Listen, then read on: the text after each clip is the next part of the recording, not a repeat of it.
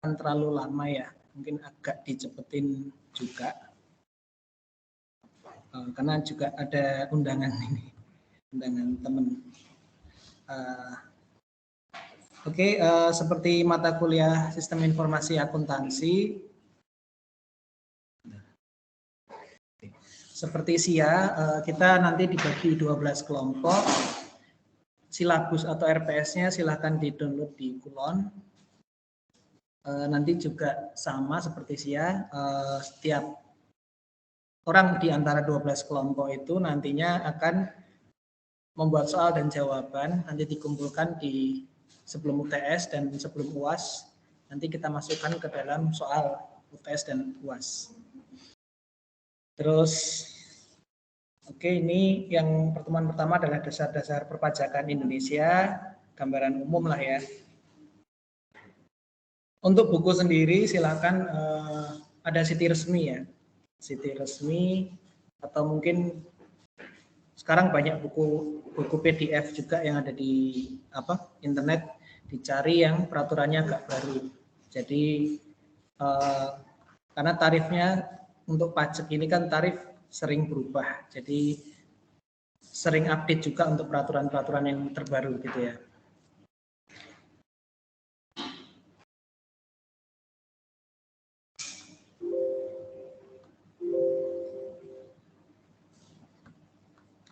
Oke, langsung dimulai.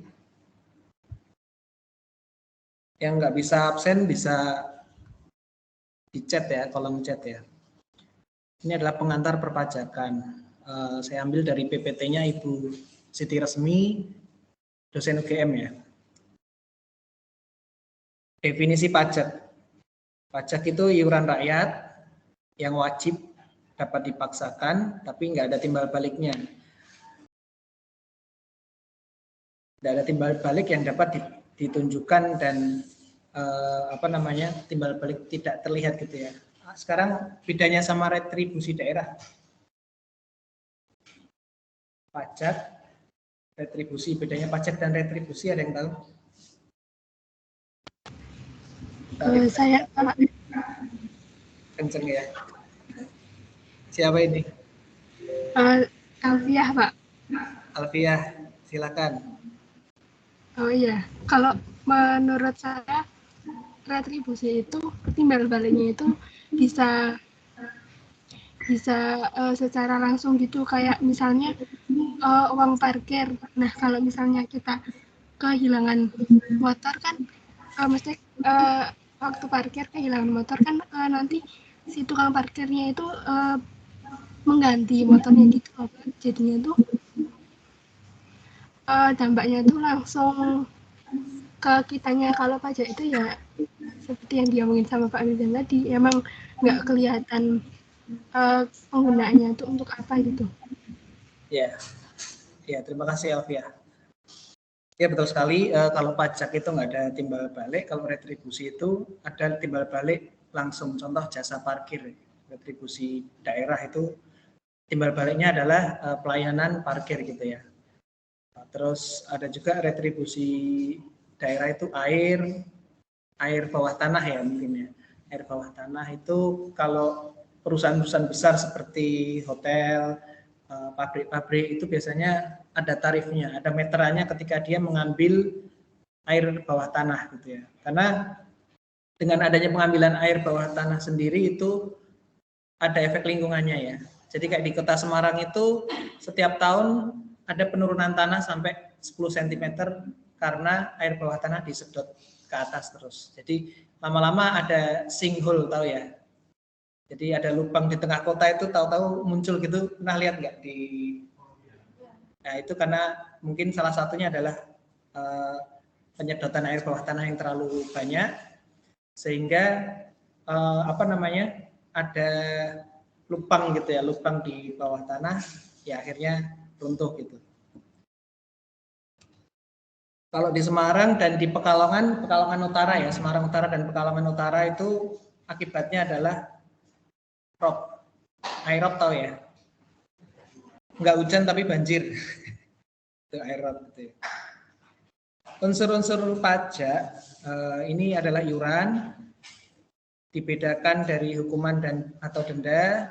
Pajak dipungut berdasarkan undang-undang ya. Untuk memungut pajak nggak bisa serta-merta langsung dipungut, harus ada payung hukumnya. Kalau nggak ada payung hukumnya nggak boleh gitu ya, nggak boleh. Contoh saya usaha rumah makan gitu ya, usaha rumah makan. Ketika dulu sebenarnya udah bertahun-tahun disuratin sama Dispenda, Dinas Pendapatan Daerah ya, disurati untuk segera membayar PB1. PB1 itu PPN restoran, besarnya 10%. Ya tapi karena belum ada payung hukumnya waktu itu ya kita santai-santai aja. Tapi ketika dia menulis surat dan di sana ada payung hukumnya, peraturan wali kota ya, peraturan wali kota, ya enggak mau saya bayar gitu ya, bayar pajak gitu. Pajak dapat dipaksakan gitu ya, walaupun sebenarnya untuk enforce compliance itu nggak bagus gitu ya, bagi rakyat itu tidak bagus. Untuk penelitian yang terbaru kita menggunakan kepatuhan pajak yang sukarela, voluntary. Jadi negara menumbuhkan kepatuhan pajak masyarakatnya itu secara sukarela gitu ya, bukan dari sanksi atau denda gitu ya. Ada yang tahukah negara yang pajaknya paling tinggi di dunia? Silakan searching Google nggak apa-apa. Negara dengan pajak tertinggi di dunia. Tarifnya gila-gilaan. Berapa persen Swedia? 9,19%. Iya. Jerman berapa Jerman?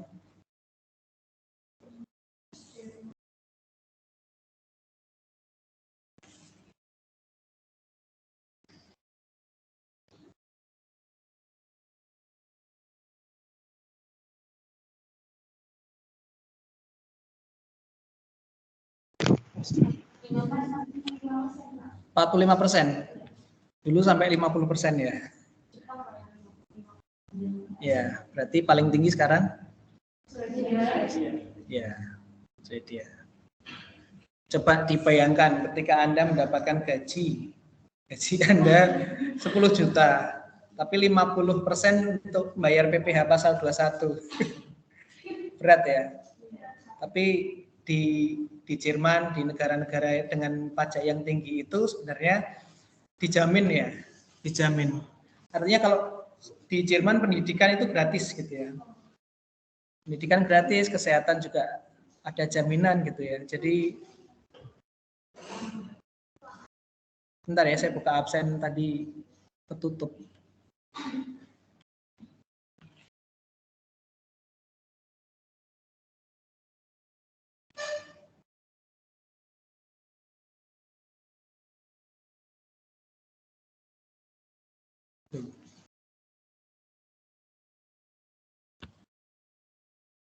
Kurang satu siapa ini yang belum? Yang izin kah? Anggita, ya Anggita izin ya.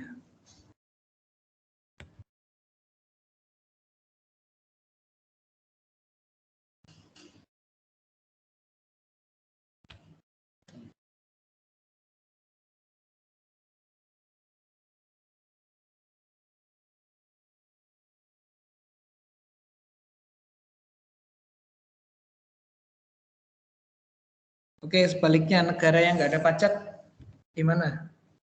Untuk pengetahuan aja sih. Saat ini negara yang pajaknya terendah atau mungkin nggak ada pajak?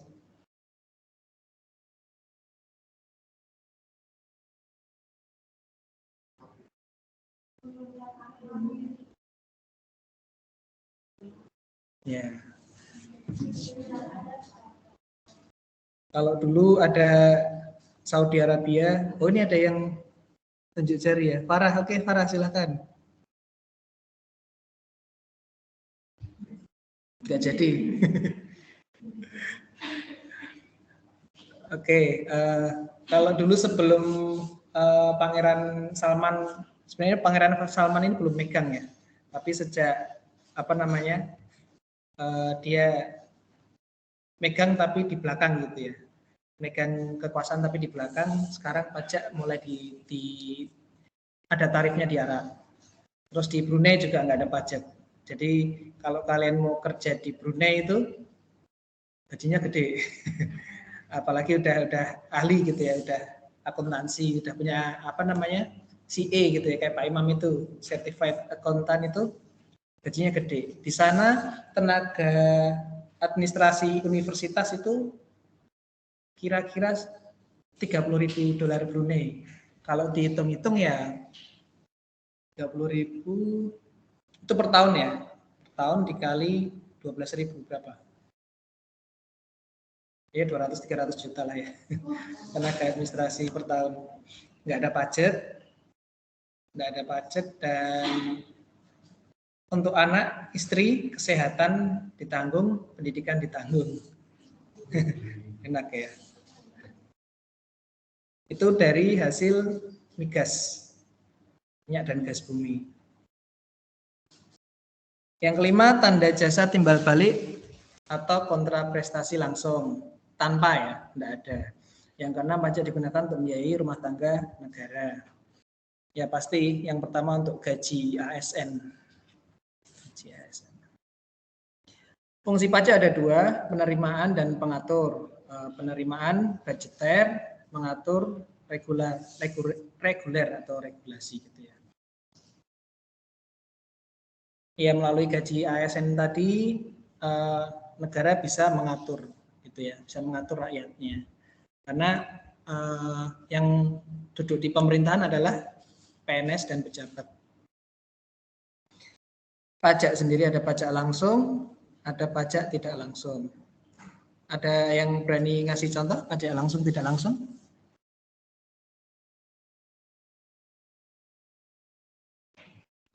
Saya, Pak. Ya, siapa? Nabila Nur Afifah, Pak. Oke, Nabila Nur. Kalau pajak langsung itu contohnya pajak penghasilan. Kalau pajak tidak langsung itu ada pajak pertambahan nilai, Pak. Ya, betul.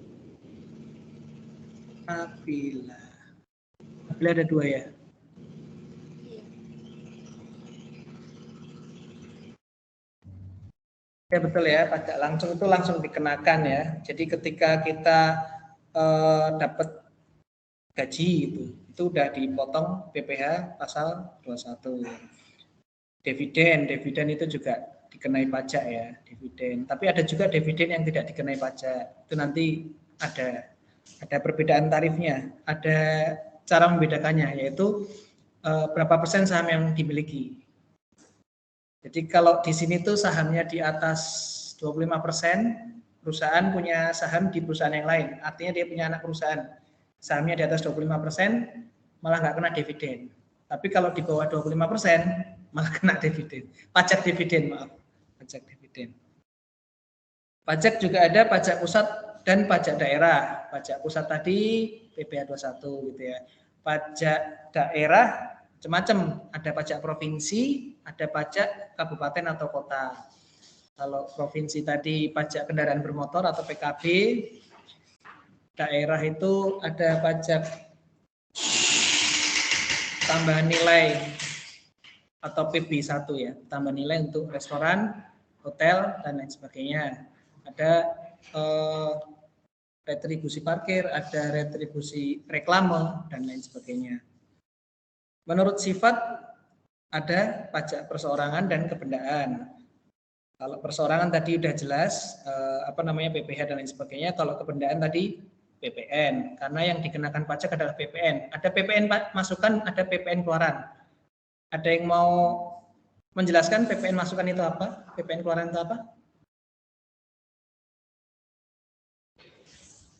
Ada yang mau menjelaskan PPN masukan? Nanti kita bahas juga di pertemuan selanjutnya. Ya, Pak. Ya, siapa ini? Melihatun. Siapa? Melihatun, Pak. Ya. Nomor? Melihatun. Nomor 18. Oke.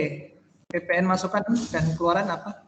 kalau PPN masukan ini pajak yang dikenakan ketika pengusaha kena pajak dari PKP atas pembelian barang kena pajak.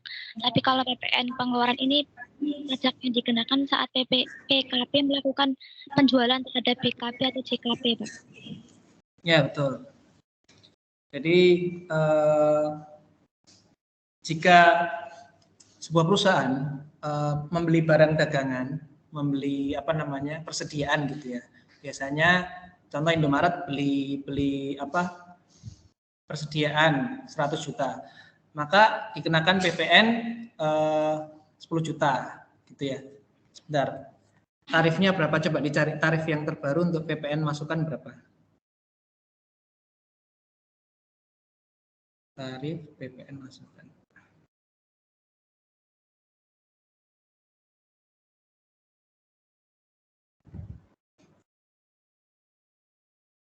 Masih 10% ya? Belum naik ya?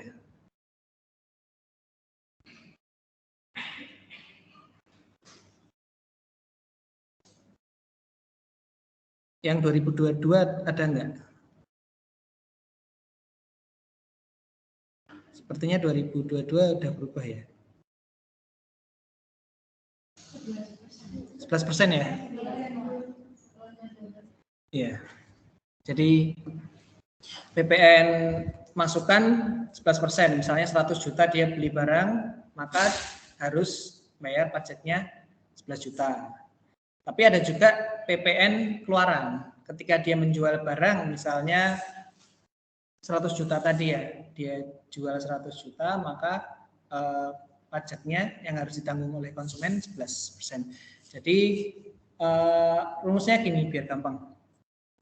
Biasanya perusahaan akan membayar PPN keluaran dikurangi PPN masukan. Jadi yang dia bayar jumlah PPN keluaran selama satu periode, 1 bulan gitu ya. Misalnya PPN keluarannya 150 juta. PPN masukannya setelah dihitung 100 juta. Maka yang dia bayar hanya 50 juta rupiah. Ya nanti kita akan masuk ke bab itu. Menurut kepangkalan ada pajak subjektif dan pajak objektif. Ya, pajak yang dikenakan kepada subjek atau orang tertentu atau pajak yang dikenakan kepada objek tertentu. Kalau objek tadi benda ya. Nah, ini biar lebih mudah mind map-nya, biar lebih mudah untuk memahami pembagian jenis pajak. Ada beberapa asas dalam perpajakan atau teori dalam pemungutan pajak gitu ya. Yang pertama teori falsafah hukum, yaitu teori asuransi, di mana kita nganggep gitu ya, kita bayar pajak itu kita bayar insuran, bayar asuransi ke pemerintah gitu ya.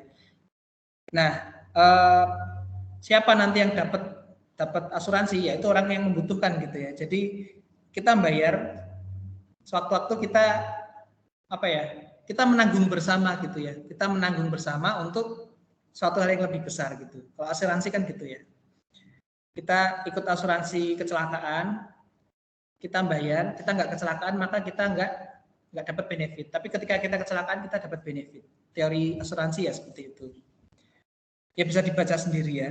Ini banyak teori kepentingan, daya pikul, bakti pada negara gitu ya. Teori asas daya beli, teori pembangunan untuk pembangunan, asas yuridis, ekonomis, finansial, ini bisa dibaca sendiri. Ada juga asas pemungutan pajak. Menurut Adam Smith ada 4 asas gitu ya. Yang pertama keadilan. Untuk memungut pajak itu ibaratnya kita nyabutin bulu angsa atau soang gitu. Ketika angsa itu masih hidup, tapi dia nggak marah. Paham ya?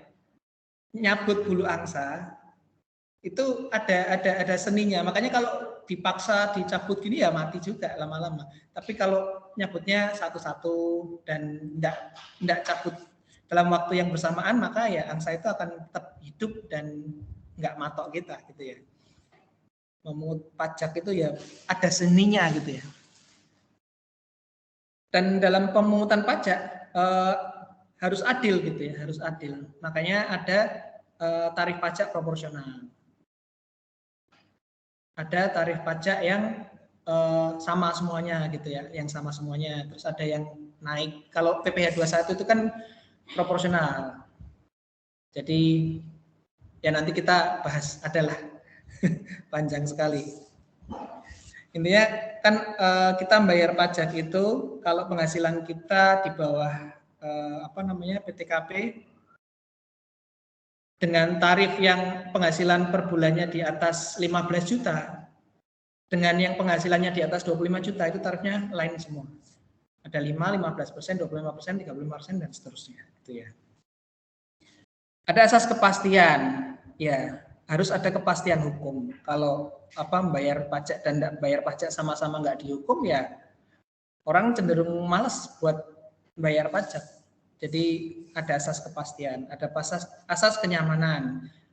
Ya, sekarang Dirjen Pajak itu berusaha mempermudah gitu ya, mempermudah pembayaran pajak agar masyarakat bisa mudah membayar pajak. Kalau dulu saya dulu ingat banget ketika lapor SPT ya, SPT masa dan SPT tahunan itu kita harus bisa ngeprint ya, ngeprint 4 lembar surat pemberitahuan. Atau kalau enggak kita minta ke kantor pajak, minta kertas itu ya, formulir gini ya, formulir ada 4 lembar, kita isi dan setiap item pajak harus ngisi satu-satu gitu ya. Terus kita lapor ke kantor pajak gitu ya. Itu untuk laporannya gitu ya. Ribet banget. Jadi ketika kita ke kantor pajak datang, perhitungan kita salah, dicoret, suruh balik lagi, minta tanda tangan lagi, bolak-balik gitu ya. Makanya itu boros kertas, ribet, tidak nyaman lah ya, tidak nyaman. Kalau sekarang bayar pajak gampang sekali, kita bisa e-SPT gitu ya. Kalau mau bayar pertama kita ngitung dulu sendiri, terus masuk ke e-billing pajak.go.id, masuk kita tulis pajak apa, tinggal ngeklik pajak apa, terus tinggal di print, bayar ke bank yang ditunjuk oleh pemerintah. Kita lapor pajak SPT tinggal ke e-filing atau mungkin bisa e-SPT. SPT kalau formulir sepertinya sekarang banyak ditolak ya. Yang kertas itu banyak ditolak karena boros kertas. Yang keempat, asas pemungutan pajak ekonomi. Ya tadi harus ekonomis, jangan sampai pemborosan lah ya. Jangan sampai terjadi pemborosan sumber daya.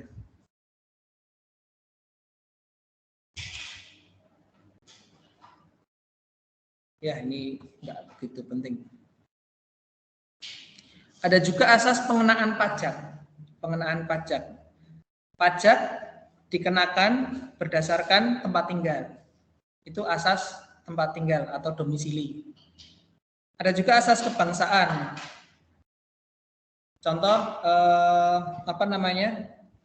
TKW ya. TKW itu masuk ke asas mana? TKW atau TKI yang bekerja di luar negeri masuk ke asas mana dalam pengenaan pajaknya? Ya, bangsaan ya. Jadi pahlawan devisa itu ya, TKI itu pahlawan devisa. Dia bekerja di sana, membayar pajak untuk Indonesia gitu ya, untuk Indonesia, dan itu sumber yang cukup besar Asas sumber, asas teritorial.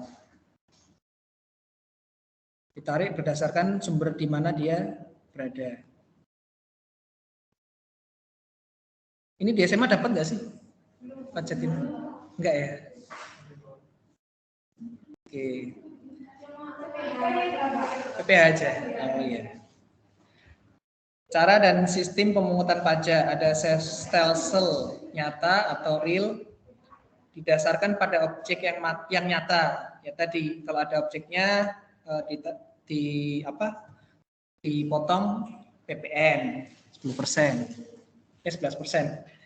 Stelsel anggapan, fiktif stelsel didasarkan pada satu anggapan yang diatur oleh undang-undang.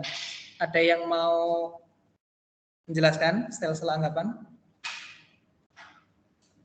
Ini berkaitan dengan PPh badan. Jadi PPh itu ada dua, PPh perseorangan, contoh kita bekerja, kita bayar pajak atas penghasilan kerja kita, ya. Silakan. Sel-sel ini menerapkan penggunaan pajak di depan ataupun di misalnya penghasilan satu tahun pajak yang bersama dengan tahun sebelumnya, sehingga pada awal tahun pajak telah dapat ditetapkan besarnya pajak yang terutang untuk tahun pajak berjalan. Contohnya bisa berkaitan dengan badan atau perusahaan.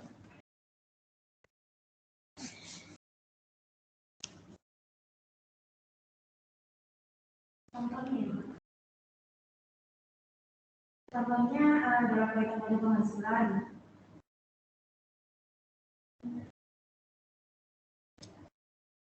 Contohnya anggapan yang digunakan untuk perhitungannya adalah penghasilan tahun ini sama tahun sebelumnya. Kalau karena itu pada awal tahun sebelumnya sudah dapat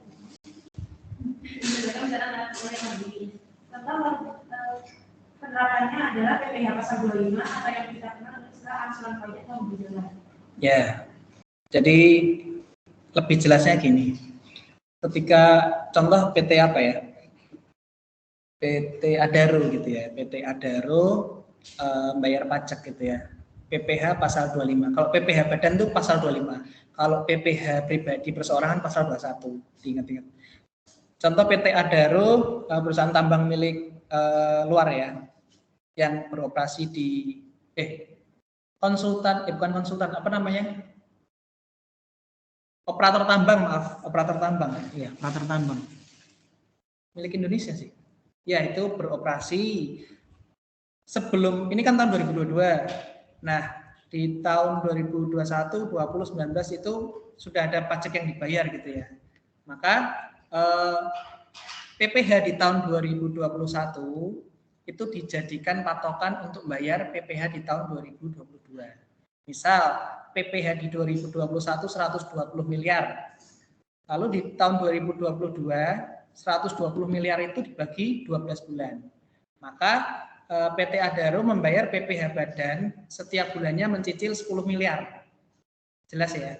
Setiap bulan mencicil 10 miliar selama 12 bulan. Lalu ketika di akhir tahun di bulan Desember itu kan udah bayar 120 miliar. Kalau ternyata pajak yang sebenarnya dihitung itu lebih besar, artinya gini, omsetnya lebih besar daripada perhitungan pajak yang sebelumnya, yang 120 miliar. Jadi yang harus membayar pajak harusnya 140 miliar gitu ya. Maka tinggal nambah 20 miliar. Gitu ya, tinggal nambah 20 miliar sehingga totalnya 140 miliar. Kalau ternyata penghasilan PT Adaro selama 1 tahun itu di bawah perhitungan yang awal, dia kan udah bayar 120. Misalnya pajak realnya hanya 100 miliar. Kan kurang 20 miliar. Lebih 20 miliar gitu ya. Lebih 20 miliar, maka itu bisa diperhitungkan untuk tahun pajak 2023.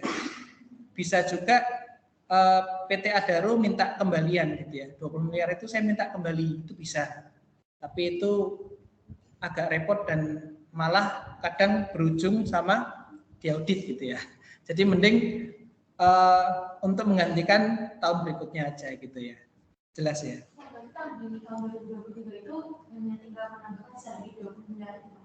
Iya.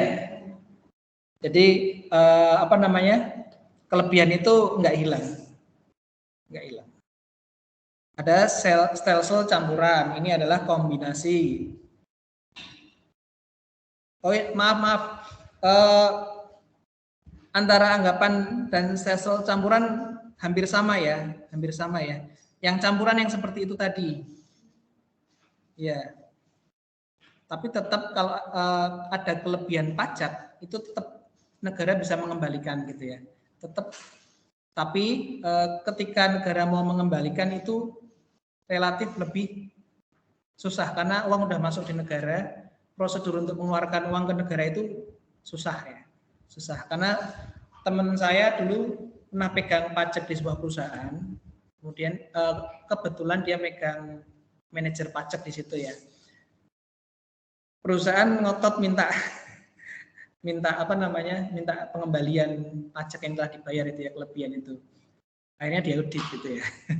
Diaudit, kalau ada temuan nanti pajaknya lebih besar lagi gitu. Jadi ya itu kalau yakin benar nggak apa-apa. Tapi kalau nggak yakin bahwa perhitungannya benar, udah mending buat tahun depan aja. Gitu ya. Cara dan sistem pemungutan pajak, official, self assessment. Kalau official itu Fiskes atau pemerintah, dalam hal ini pajak ya, Dirjen Pajak ya. Kalau kita di sini ada KPP Pratama. KPP adalah kantor pemungutan pajak. Dia yang mengatur semua ya. KPP ada KPP Pratama, KPP Madya. Kalau KPP Pratama itu untuk pajak-pajak yang kecil, pajak penghasilan dan lain sebagainya. Kalau KPP Madya itu di Semarang ada KPP Semarang Tengah itu ya, itu Madya. Jadi yang masuk ke KPP Madya itu adalah perusahaan-perusahaan. Jadi yang Pratama khusus mengurus pajak-pajak yang kecil, yang Madya yang besar gitu ya. Jadi Fiskes di sini yang menghitungkan gitu ya, menghitungkan pajak yang ada pada wajib pajak. Contohnya apa? Yang official. Di Indonesia yang official contohnya, ada yang tahu? Pajak apa? PBB, Pak. Ya, siapa ini? Anissa Seli. Anissa Seli. Oh, PBB, pajak bumi dan bangunan. Kita biasanya dikasih di awal tahun gitu ya, disuruh bayar PBB dari kelurahan.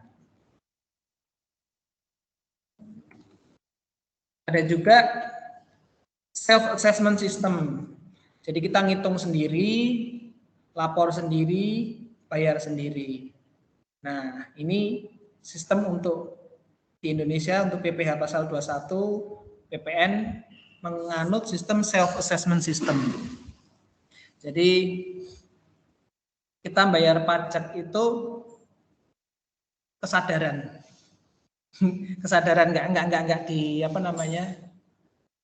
nggak dipaksa, karena aparatur pajak yang ada di Indonesia jumlahnya seluruh Indonesia nggak lebih dari 60.000 orang.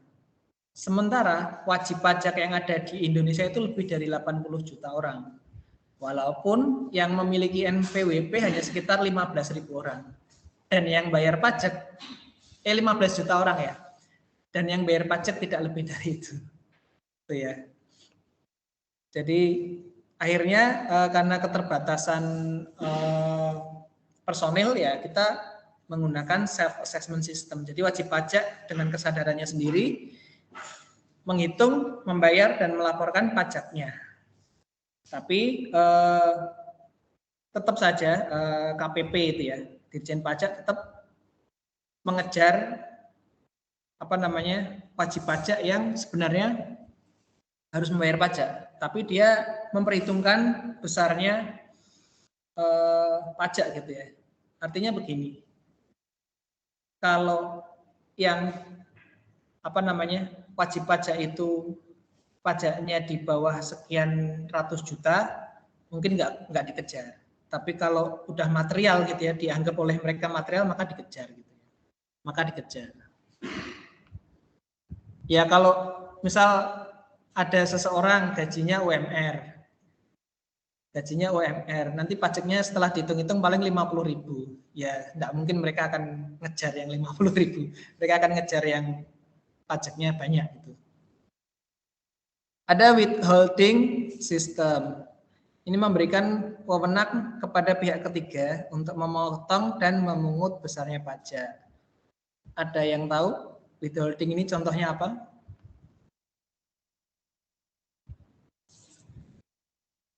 Ada yang tahu?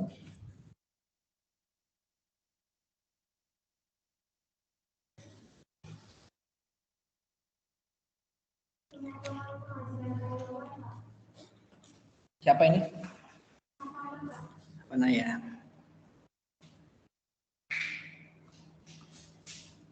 Savana Zulfa.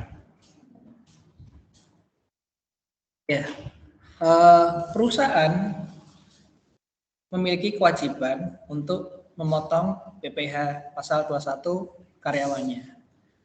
Jadi dipotongkan. Jadi kita nantinya ketika kerja nggak harus ngitung sendiri, terus bayar sendiri, lapor sendiri. Tapi ada bagian payroll biasanya, bagian penggajian yang memperhitungkan itu semua.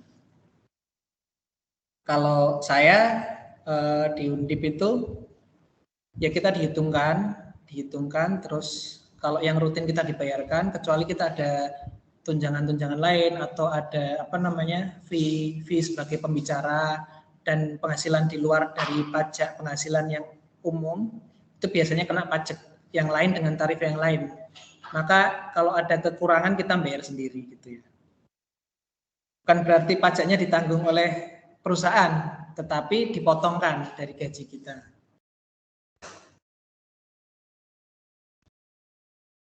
Hukum pajak ada hukum material, memuat norma-norma yang menerangkan objek pajak itu apa, subjek pajak itu siapa, berapa besarnya tarif pajak, timbul dan hapusnya hutang pajak. Nah, ini pasti nanti diulang-ulang terus di presentasi Anda.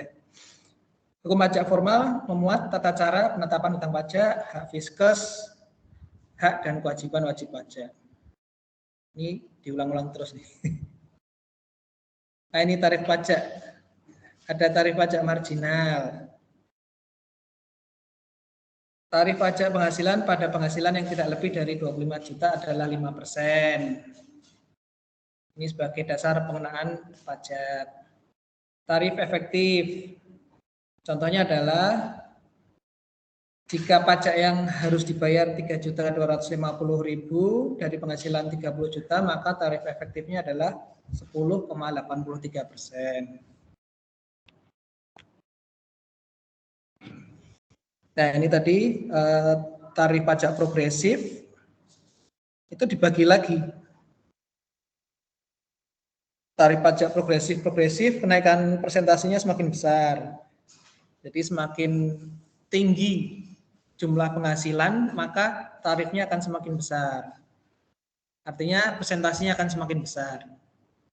Contohnya kalau penghasilan 10 juta, tarifnya anggap saja 5%. Kalau 15 juta, tarifnya bisa jadi 10% dan seterusnya.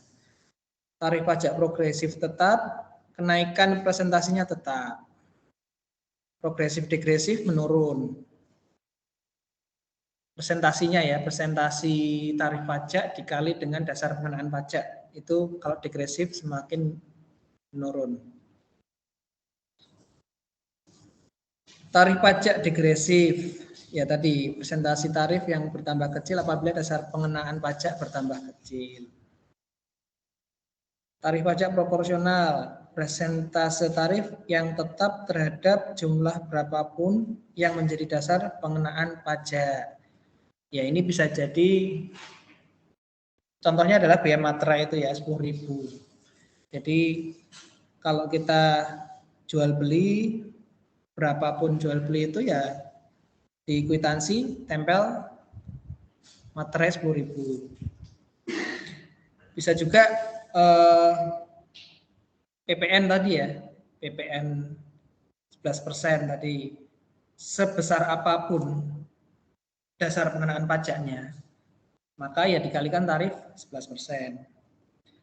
Ada juga tarif pajak tetap, tarif dengan jumlah yang tetap terhadap berapapun dasar pengenaan pajak. Ya.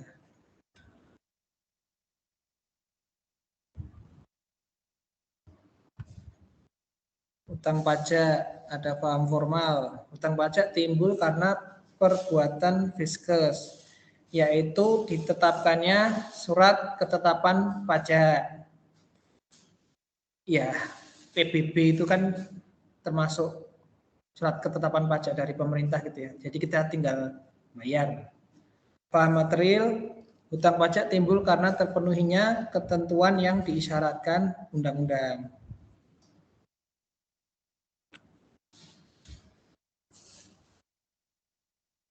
Nah, ini nanti kita mungkin akan diulang-ulang juga ya, karena kita nanti bahasnya PPh pasal 21, 22, 23, 24, 25 dan seterusnya.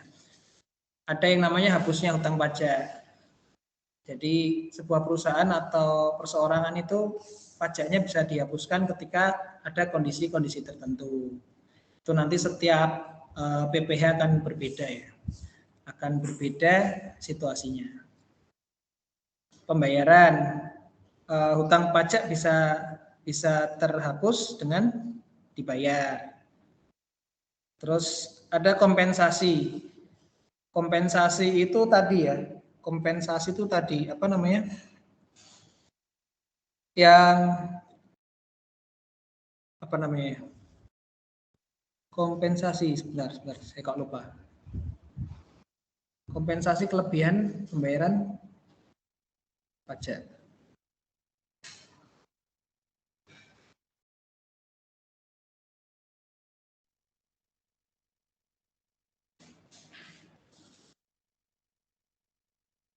Ya betul. Jadi ada lebih bayar, ada kurang bayar. Artinya ketika perusahaan lebih bayar dalam pembayaran pajaknya, lebih bayar, maka itu bisa dikompensasikan di tahun berikutnya seperti perhitungan 20 miliar tadi ya. Kompensasi pajak tahun lalu. Lalu ada kadaluarsa pembayaran pajak. Itu biasanya 5 tahun ya. Ada pembebasan pajak, ya kayak sekarang COVID ini ya, banyak pembebasan pembayaran pajak, ada penghapusan hutang pajak. Oke, ada pertanyaan?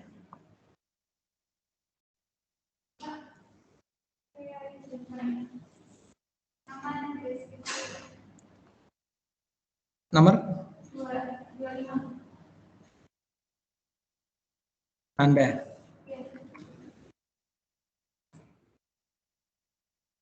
Jadi kan harusnya hutang pajak itu dapat disebabkan oleh kondisi tertentu. Contoh dari kondisi tertentu itu apa saja?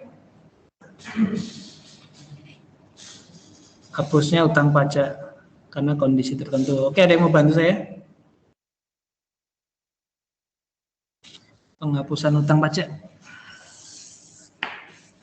Paling gampang Pak. Ya, siapa? Siapa? Iya, Pak.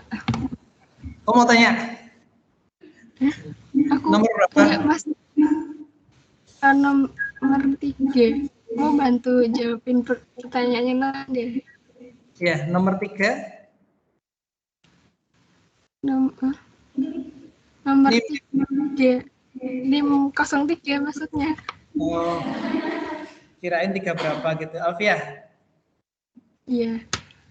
Kalau menurut saya tuh penghapusan pajak itu bisa terjadi karena orang yang punya utang pajaknya itu udah meninggal. Ya. Maksudnya meninggal dunia gitu. Ya, makasih Alfia. Ada lagi yang menambahi?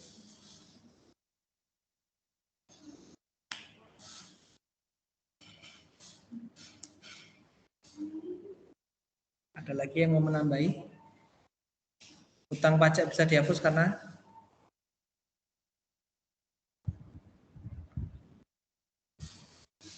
perusahaan.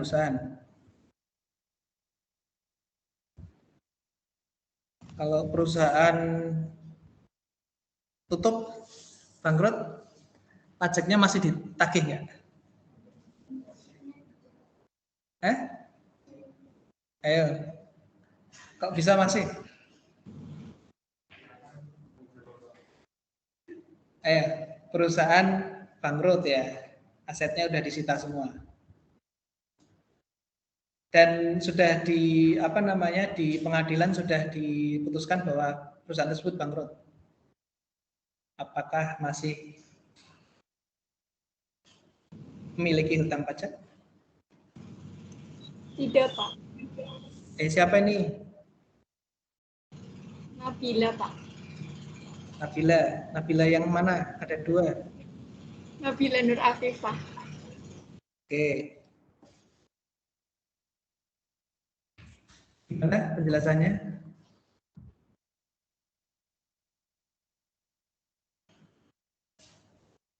Halo. Kok nggak ada suara? Ketika perusahaan bangkrut ya, perusahaan bangkrut, terus sudah ada ketetapan dari pengadilan bahwa perusahaan itu bangkrut, terus aset-asetnya sudah disita. Apakah hutang pajak itu terhapus atau tidak? Terhapus, Pak. Iya. Penjelasannya?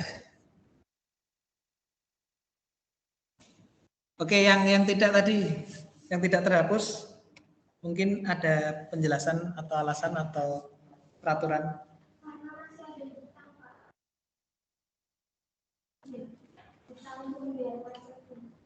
Ditanggung? Yang nanggung siapa?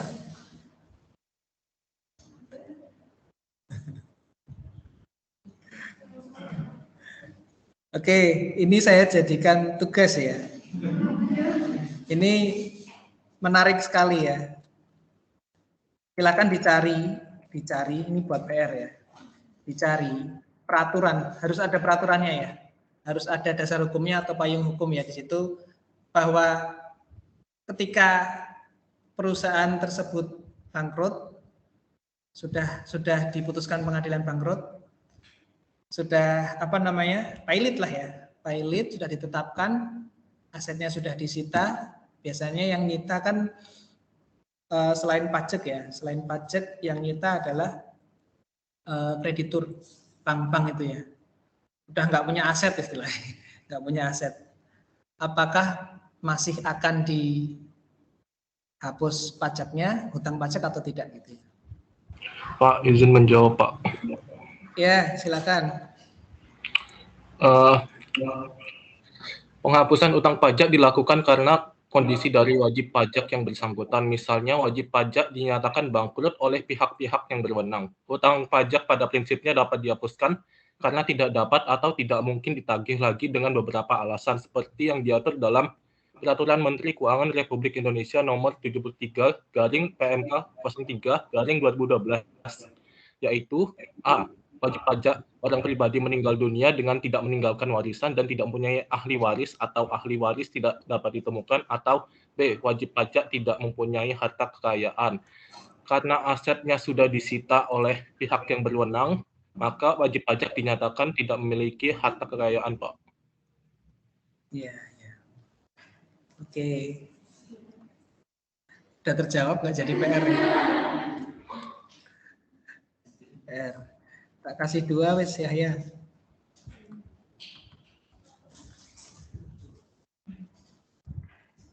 Ada pertanyaan lagi? Saya untuk kayak tilang itu masuk ke pajak atau tidak? Apa? Tilang. Iya. Nomor berapa, Mas? Nomor 4. Tilang itu kan ada tilang slip merah, ada slip biru. Tahu nggak? Tahu nggak? Tahu perbedaannya nggak tahu ya? Jadi ketika kalian ditilang, kalau kalian slip merah gitu ya, slip merah itu artinya kalian sidang gitu ya, minta sidang di tanggal yang telah ditetapkan. Jadi nanti nunggu tanggal sidang, kalian datang ke sidang, ketok, bayar di situ gitu ya. Kalau slip biru, kalian sudah mengakui bahwa kalian salah. Iya Pak, saya salah, saya ditilang nggak apa-apa. Maka polisi itu biasanya nulis tarif tilang gitu ya. Terus langsung bayar ke BRI. Bayar BRI langsung kita bisa ngambil STNK kita langsung. Itu slip biru. Nah, polisi juga pinter. Karena orang udah pada tahu kalau slip biru itu tarifnya rendah gitu ya. Tarifnya 15.000 doang dulu aku di Jogja ya. Jadi aku minta slip biru aja Pak, langsung bayar di BRI 15.000, langsung dapat, langsung pergi gitu ya. Tapi polisi sekarang dia menetapkan ketika ada orang yang minta tarif slip biru. Ditulis 500.000. Jadi misalnya kita bayar 500.000 di bank, nanti apa namanya, kan ada sisa itu ya. Dia menetapkan tarif tertinggi 500.000. Nah sisanya itu kita mau minta lagi susah. Kan udah masuk ke kas negara. Kita mau minta lagi susu E istilahnya. Susu E. Anggap susu E 450.000, kalau bahasa Indonesia susu itu apa ya? Kembalian ya. Kita mau minta kembalian 450.000 itu susah. Makanya, tapi orang itu juga lebih pintar lagi dari polisi. Jadi mau slip merah atau mau slip biru, kita nunggu sampai apa namanya telat gitu ya. Kalau telat biasanya ditaruh di kejaksaan dan tarifnya murah. Jadi kalau di Semarang itu ada di kejaksaan, di Kalibanteng itu kan kita nggak ikut sidang, kita slip biru yang nggak bayar, kita ikut langsung ke kejaksaan, biasanya tarifnya murah dan cepat gitu, cepat dan murah. Tapi ngantrinya panjang. Jawaban belum terjawab ya? Masuk negara apa enggak gitu ya? Ya masuklah. Ya tergantung bayarnya ya. Kalau bayarnya sama polisi titip gitu ya mungkin enggak masuk. Tapi kalau bayarnya langsung transfer ke BRI atau mungkin waktu sidang itu apa namanya pasti masuk ke penerimaan negara.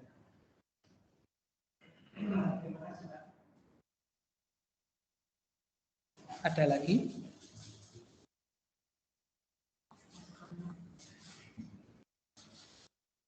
10 menit lagi ya buat pertanyaannya. Saya minta maaf, nggak enak diundang soalnya. Saya izin bertanya, Pak. Ya, siapa ini? Oh, ada yang Anissa Seli. Oke, silahkan. Sudah. Saya izin bertanya, apa yang menyebabkan suatu negara itu mengenakan pajak yang rendah, padahal dengan adanya pajak itu dapat mesejahterakan masyarakatnya, Pak, kayak di Arab tadi. Oke, terima kasih Anissa. Langsung saya jawab satu-satu ya. Jadi negara itu tidak semuanya memiliki penghasilan dari apa namanya kekayaan alam gitu ya.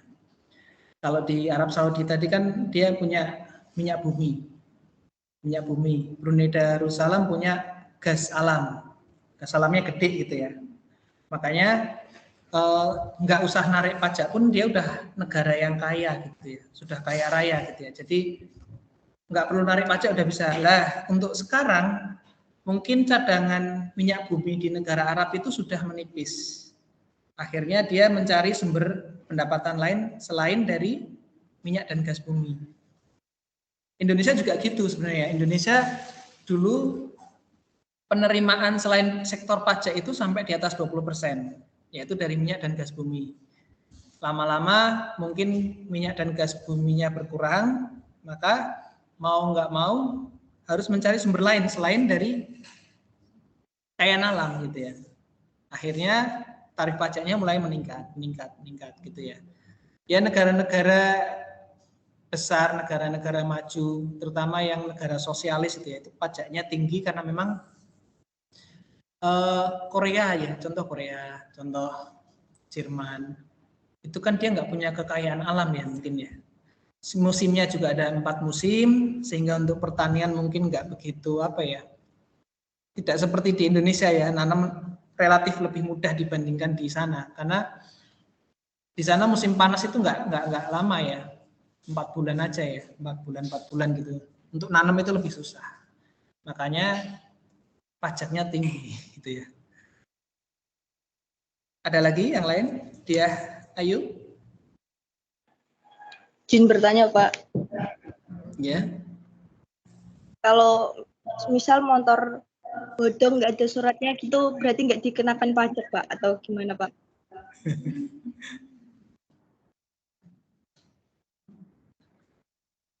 Kalau motor bodong itu kan ada dua apa ya? Ada 2 kemungkinan. Yang pertama dia memang malas bayar pajak sampai platnya mati. Ada juga gimana?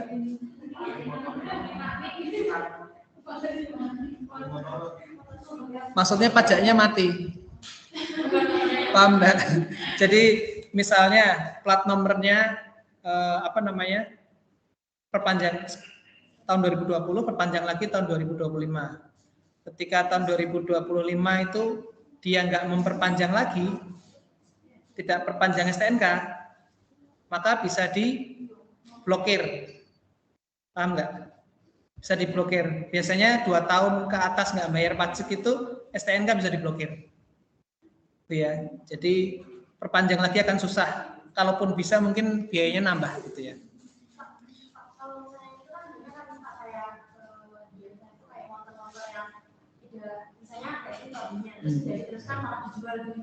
Ya. Ya, itu tadi kan ada 2 ya. Tadi saya bilang ada 2. Yang pertama dia malas bayar pajak. Yang kedua kalau enggak motor putus dari leasing atau curian.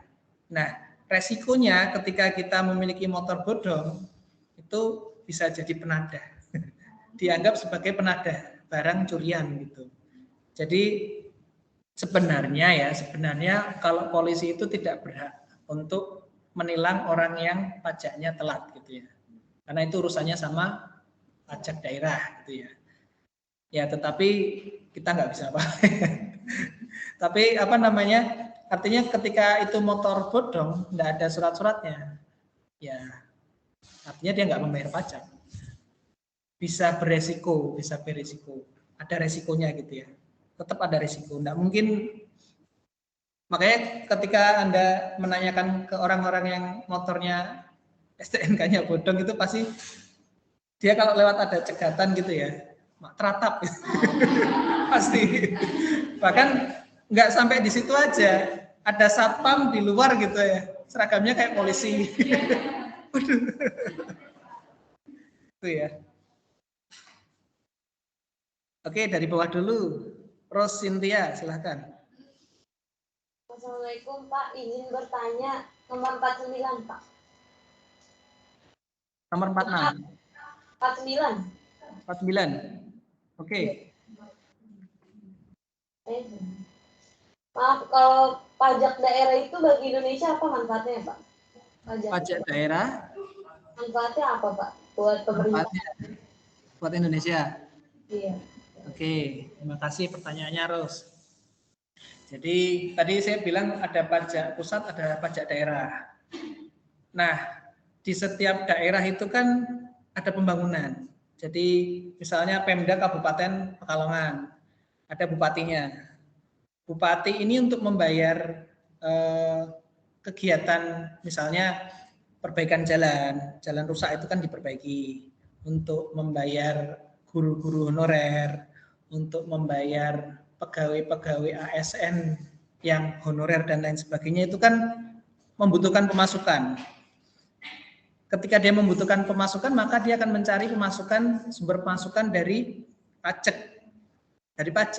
Jadi fungsinya dari pajak daerah ya itu tadi, bikin jalan, terus memperbaiki sekolahan, belum lagi ada panti-panti sosial ya. Kalau Anda tahu panti sosial itu ada di seluruh pemerintahan ya. Jadi ada panti sosial dari kementerian, ada panti sosial dari provinsi, ada panti sosial dari kabupaten.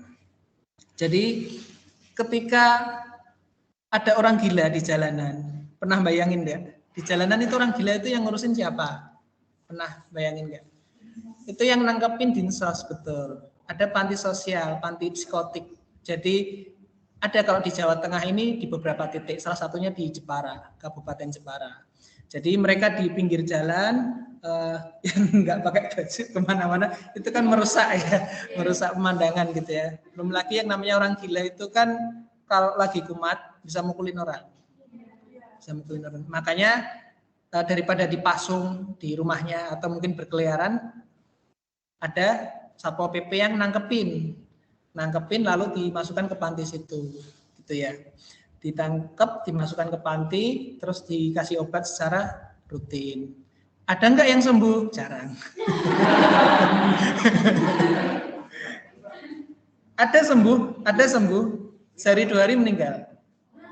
Biasanya gitu. Karena apa? Karena badannya udah rusak. Di jalan badannya udah rusak, jadi ya dia udah masuk panti, udah bersih dan lain sebagainya. Tapi karena makannya sampah ya, nggak pakai baju, itu kan dingin panas dia merasakan semua. Ya rata-rata udah rusak badannya. Rata-rata nggak lama itu setelah masuk ke panti udah bersih meninggal. Gitu. Makanya kalau di jalan-jalan jarang dilihat kan orang gila kan, itu ada yang ngurusin. Belum lagi panti asuhan, panti jompo. Banyak juga orang-orang tua di jalanan, gelandangan itu juga ada pantinya, panti karya, panti tunanetra, itu ada semua. Dan itu ada yang milik kabupaten, ada yang milik provinsi, ada yang milik kementerian. Semua dibiayai melalui pajak.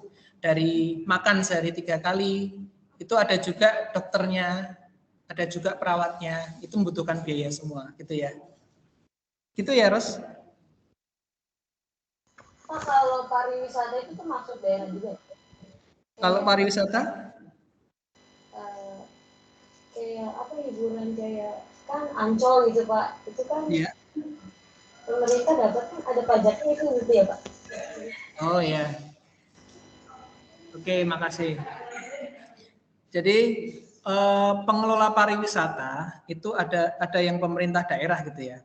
Kalau di Ancol kalau nggak salah itu Pemprov DKI. Kalau Anda tahu di Jepara itu ada Pantai Kartini, itu Dinas Pariwisata Kabupaten Jepara. Kalau di Semarang ada apa ya? Wisata Rob. Ada yang tahu Semarang? Taman Lele, PRPP. Ini yang orang Semarang kemana ini? Nggak tahu ya. PRPP. Pekan Raya. Ya itu punyanya pemerintah Kota Semarang. Nah itu ada tiket masuk, ada retribusinya. Itu masuknya retribusi daerah. Itu pemasukan juga dari pemerintah daerah gitu ya. Jadi pemerintah daerah memiliki pemasukan dari pajak daerah dan retribusi daerah. Itu ya. Ada lagi?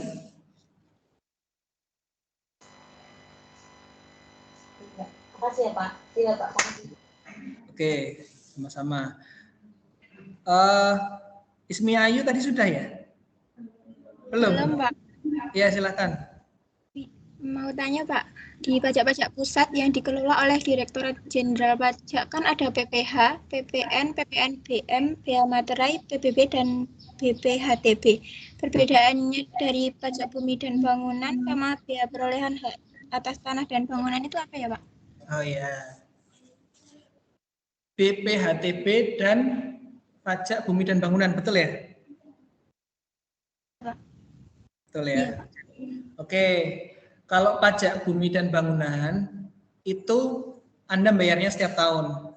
Bayarnya setiap tahun dikalikan harga bangunan itu dan tanah itu atau nilai jual objek pajak dikalikan persentase dari pajaknya gitu ya. Biasanya 1% kalau nggak salah. 1% dikali NJOP. NJOP sendiri harga perolehan dikali berapa persen gitu ya. Dikali lagi 1%. Itu setiap tahun Anda membayarkan gitu ya. Lain halnya dengan BPHTB, biaya perolehan hak atas tanah dan bangunan. Itu kalau Anda jual beli rumah atau tanah, itu baru bayar. Anda baru bayar ketika Anda membeli sebuah properti atau menjual properti. Dalam jual beli properti itu juga ada yang namanya pajak pembeli, ada yang namanya pajak penjual. Nah, ketika terjadi peralihan antara penjual dan pembeli, itu namanya BPHTB itu tadi dibayarkan, biaya perolehan hak atas tanah dan bangunan. Gitu ya, bisa membedakan ya. Iya Pak, terima kasih Pak. Ya, biasanya kalau jual beli properti itu kesepakatan gitu ya. ada kalanya karena nego harga gitu ya, nego harga ya. Misal jual rumah 300 juta. 300 juta, lalu pembelinya bilang gini, saya nggak nego deh Pak, tapi semua biaya Bapak yang tanggung. Nah, maka pihak penjual membayar pajak penjual, pajak pembeli, dan BPHTP, dan biaya notaris. Gitu ya. Seperti itu. Nurul Wahda? Ya Pak, maaf, izin bertanya. Ya. Sekarang kan lagi ngetrennya NFT, sedangkan NFT itu sampai saat ini nggak ada pajaknya, padahal itu nilai transaksinya itu besar Pak. Itu gimana ya Pak? Apa tadi? NFT itu kan sampai saat ini nggak ada pajaknya, sedangkan nilai transaksinya itu besar. Ya. Gimana? Ya. Jadi apa namanya, untuk menarik pajak itu, jadi tujuannya mungkin ada banyak ya, pemerintah ya, tujuannya ada banyak, dan terutama sumber-sumber pemasukan yang baru itu tidak mungkin langsung ditarik pajak gitu ya. Pemerintah pasti akan membidik ya, pada akhirnya akan membidik. Tetapi kan untuk menarik pajak itu kan butuh regulasi yang luar biasa gitu ya. Regulasinya nggak secepat itu juga kan untuk NFT. Ini memang sumber pajak baru, tetapi Presiden ada beberapa tahapan untuk akhirnya NFT itu ditarik pajak. Jadi ada pengajuannya gitu ya, sampai dibikin undang-undang di DPR. Setelah diketok itu nggak langsung ditarik langsung gitu ya. NFT ini kan baru ya, nggak langsung ditarik, karena untuk menarik pajak kan ada yang namanya prosedur gitu ya, prosedur, tata cara, peraturan. Itu nanti ketika sudah digedok payung hukumnya, NFT ditarik pajak, pemerintah bikin regulasinya lagi, berapa tarifnya, gimana caranya nariknya, itu kan membutuhkan sistem ya, membutuhkan sistem dan penegak hukum gitu ya, sehingga ketika tidak membayar pajak bisa dibidik gitu ya. Jadi karena NFT baru ya nggak secepat itu juga. Kita tahu regulasi ataupun birokrasi kita seperti itu kan. Jadi nggak secepat itu, membutuhkan proses. Tapi saya yakin ke depan bakal ditarik pajak.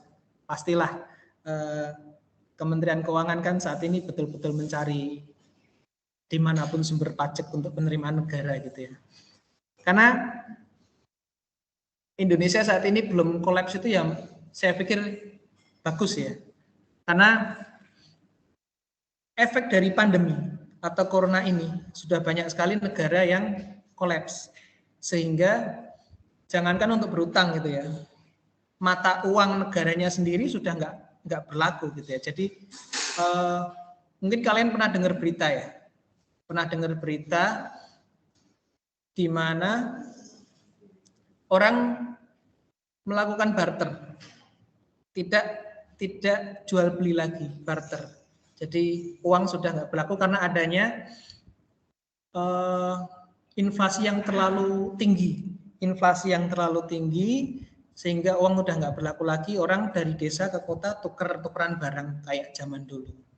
Ada yang berhasil untuk keluar dari krisis tersebut. Ada daerah mana ya, saya lupa. Caranya adalah redenominasi. Redenominasi itu memotong telur ya, memotong apa namanya, nol, angka nol di belakang itu ya. Kalau di Indonesia pernah dulu redenominasi itu zamannya Syafruddin, Menteri Keuangannya Syafruddin, Gunting Syafruddin itu ya. Jadi ketika kita punya uang 1 juta di bank, maka jadi tinggal Rp1.000. Jadi itu karena inflasi yang terlalu tinggi ya. Di zamannya Pak Karno dulu kan inflasinya tinggi banget, terus redenominasi. Nah, negara apa saya lupa ya, yang sekarang lagi sudah lebih baik sih ya, sudah lebih baik di Amerika Latin kalau nggak salah. Itu sekarang sudah mulai membaik kondisi negaranya. Tapi seluruh pemerintahan di dunia saat ini akibat pandemi merasakan hal yang sama, gitu ya. Secara keuangan, pemasukan dan lain sebagainya berat. Makanya kita harus kuat-kuat sabarnya, gitu ya. Alhamdulillah kalau kita kan di sini tidak merasakan perang, gitu ya, tidak merasakan perang, tidak merasakan. Ini jauh lebih baik dibandingkan ketika nanti negara kita dalam keadaan chaos karena perbedaan dikit dibesar-besarin, gitu ya, dibesar-besarin, akhirnya nggak sabar. Wah, untuk makan aja susah itu kalau betul-betul terjadi perang gitu ya di Indonesia. Mudah-mudahan jangan sampai lah ya, jangan sampai. Kita harus mensyukuri kondisi aman saat ini, harus mensyukuri. Oke, cukup ya.